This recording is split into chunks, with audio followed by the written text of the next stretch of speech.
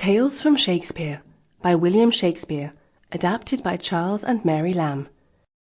The Tempest. Narration Katie Haigh. There was a certain island in the sea, the only inhabitants of which were an old man, whose name was Prospero, and his daughter Miranda, a very beautiful young lady. She came to this island so young that she had no memory of having seen any other human face than her father's. They lived in a cave or cell made out of a rock.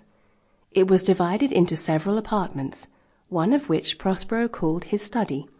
There he kept his books, which chiefly treated of magic, a study at that time much affected by all learned men, and the knowledge of this art he found very useful to him, for, being thrown by a strange chance upon this island, which had been enchanted by a witch called Sycorax, who died there a short time before his arrival, Prospero, by virtue of his art, released many good spirits that Sycorax had imprisoned in the bodies of large trees, because they had refused to execute her wicked commands. These gentle spirits were ever after obedient to the will of Prospero. Of these, Ariel was the chief. The lively little sprite Ariel had nothing mischievous in his nature, except that he took rather too much pleasure in tormenting an ugly monster called Caliban, for he owed him a grudge because he was the son of his old enemy Sycorax. This Caliban Prospero found in the woods, a strange misshapen thing, far less human in form than an ape. He took him home to his cell and taught him to speak, and Prospero would have been very kind to him, but the bad nature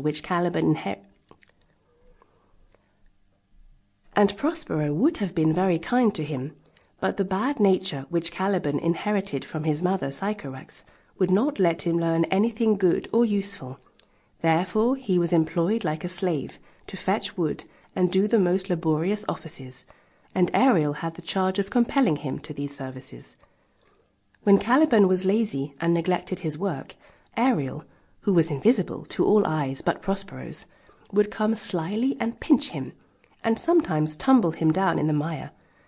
And then Ariel, in the likeness of an ape, would make faces at him. Then, swiftly changing his shape, in the likeness of a hedgehog, he would lie tumbling in Caliban's way, who feared the hedgehog's sharp quills would prick his bare feet.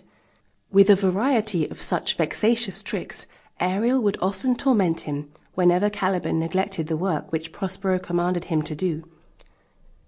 Having these powerful spirits obedient to his will, Prospero could by their means command the winds and the waves of the sea. By his order. Sample complete. Ready to continue?